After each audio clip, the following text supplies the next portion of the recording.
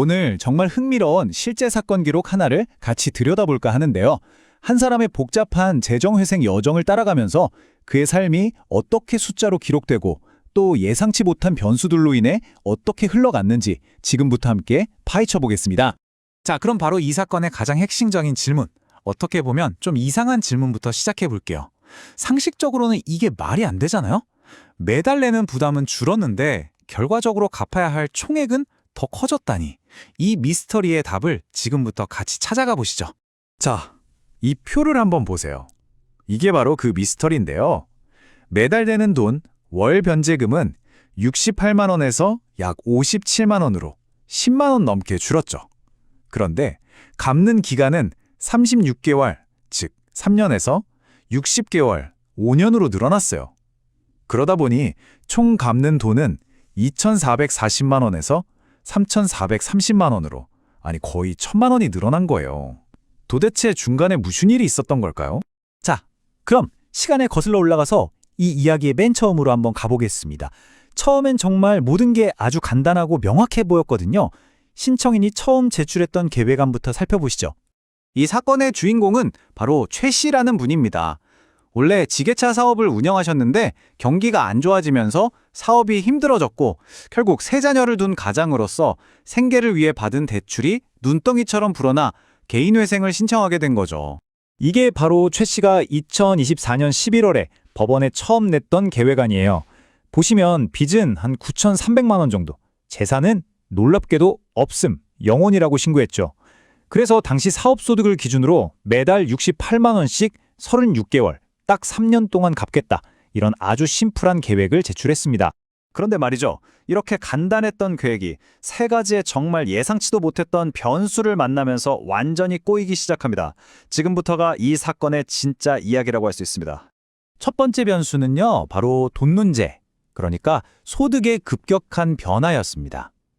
최 씨는 결국 하던 사업을 접고 더 낮은 월급을 받는 직장인으로 일자리를 옮겨야만 했습니다. 이 그래프를 보시면 확 와 닿으실 거예요. 원래 사업할 때는 월 288만 원 정도 벌었는데 직장인이 되면서 192만 원으로 거의 100만 원이 뚝 떨어진 거죠. 이러면 변제 계획 자체가 근본부터 흔들릴 수밖에 없어요. 소득이 줄어드니까 당장 문제가 생긴 거예요. 원래 계획대로라면 2인 가구 생계비를 쓰고도 돈이 남아야 하는데 이젠 턱도 없는 거죠. 그래서 정말 어려운 선택을 합니다. 법적으로 인정받는 생계비를 자기 혼자 사는 1인 기준으로 확 줄여버린 거예요. 허리띠를 더 졸라매야만 했던 겁니다. 자, 두 번째 변수는 법원이 서류를 꼼꼼히 들여다보는 과정에서 터져나왔습니다. 바로 최 씨가 처음에 신고하지 않았던 재산이 발견된 겁니다.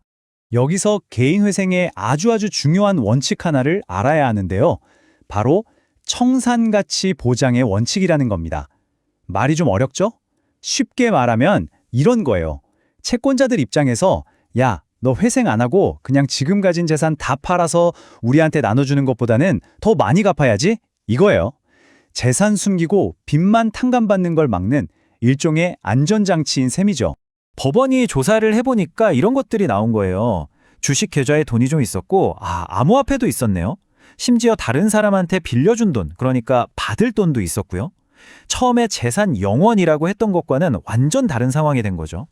이 자산들을 전부 다 합쳐보니까 그 가치가 자그마치 1,434만 원이었습니다.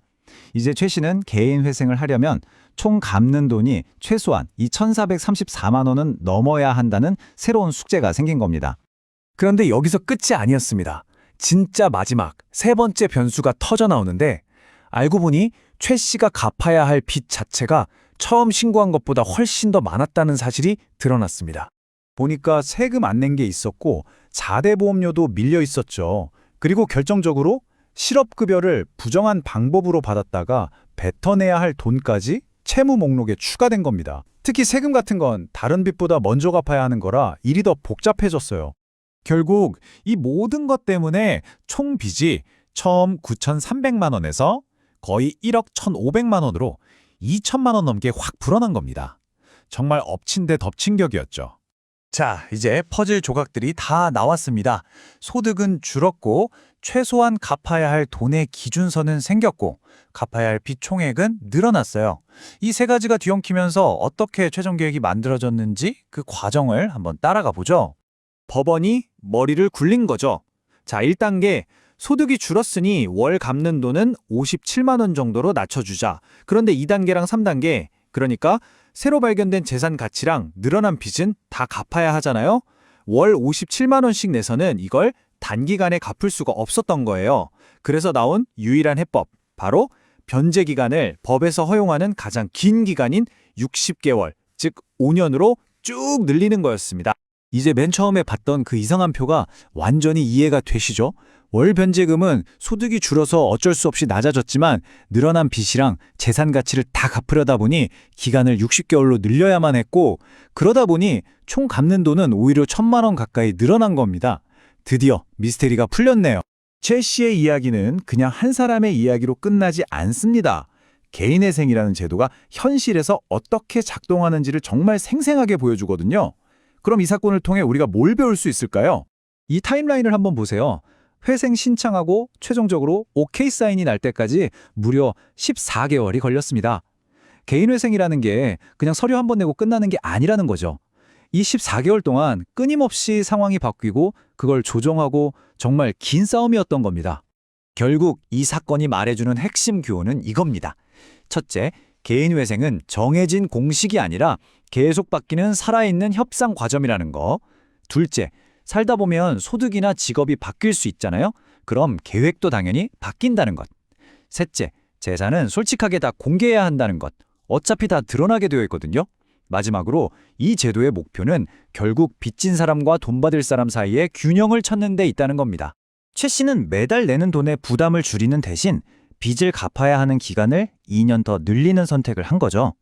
이처럼 재정적으로 다시 일어서는 과정은 항상 무언가를 얻고 또 무언가를 포기하는 선택의 연속인 것 같습니다.